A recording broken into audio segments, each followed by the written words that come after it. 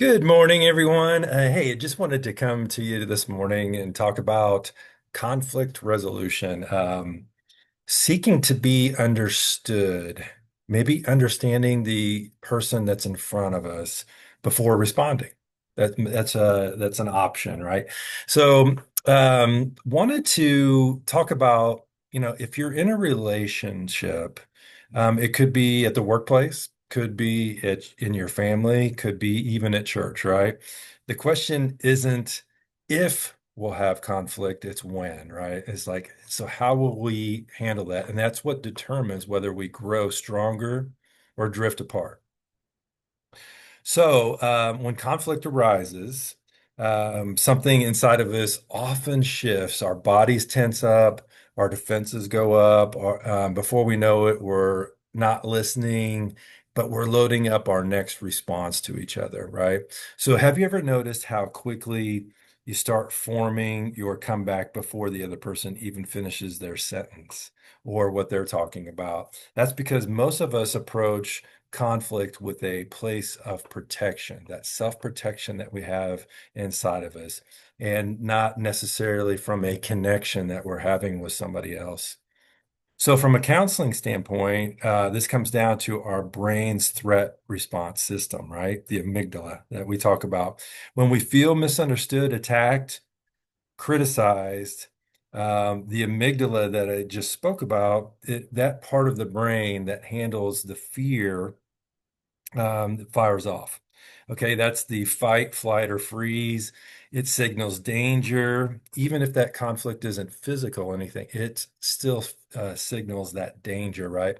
So, spiritually speaking, this is where pride and fear start to take the wheel. Okay, pride says, I'm right. Fear says, if I don't defend myself, I'll be rejected by this person that's sitting in front of me. Maybe that's somebody we love. Okay. The Holy Spirit invites us into something completely different, and that's humility and then understanding. Okay. So James 1:19 kind of gives us one of the most profound frameworks for that conflict resolution. It says, everyone should be quick to listen, slow to speak, and slow to become angry. This verse isn't just good advice, it's a blueprint for our emotional and spiritual maturity, right? So think about this. When we listen first, we create a space for the other person to feel safe, understood, listened to. And when someone feels safe, their defensiveness goes down. And that's when real understanding begins. They feel understood. Um, and that's where that safety begins, right?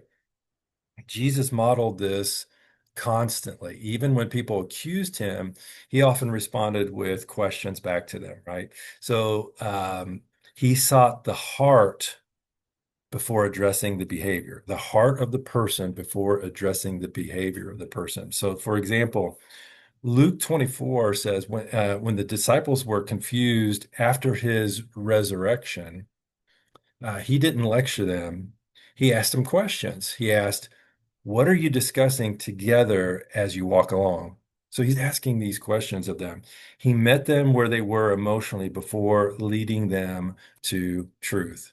So to me, that's very powerful. And that's relational leadership that we talk about, that we often talk about, right? So in counseling, one of the most transformational tools that we use is empathic listening. Okay. It's not just hearing the words, it's understanding the emotion behind those words. So when somebody says, you never listen to me, they're really saying, I don't feel valued. I don't feel understood. When someone yells, you don't care, they're saying, I'm scared you'll leave. Scared of abandonment. So this fear comes out. So empathy doesn't mean that you have to agree with everything. Uh, doesn't mean that you have to agree with everything that they're saying, but it does make sure that we care by listening to them, right? So listening beneath the surface of what they're saying for those emotions, right? So when we lead or counsel others, we have to remind ourselves it's not about winning an argument, it's about winning that person's heart, understanding their emotion so that they feel understood. Proverbs 18:13 says, to answer before listening, that is folly and shame. So often we're busy preparing for our answer while God is whispering, slow down, listen, I'm doing something in their hearts. Okay. Trying to understand their emotion, right? So let's talk about a few tools that you can use. You remember the lover model, listen, understand, validate, empathize, and then repeat that, right? So here are some tools that you can use. So when somebody speaks to you, you can pause before you respond. Okay, take that deep breath and pause before you respond. Sometimes the most spiritual thing that you can do in a heated moment is pause. In that pause, invite the Holy Spirit to respond, not react. Okay.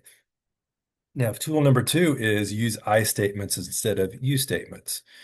Instead of saying, you never listen, say, I feel unheard.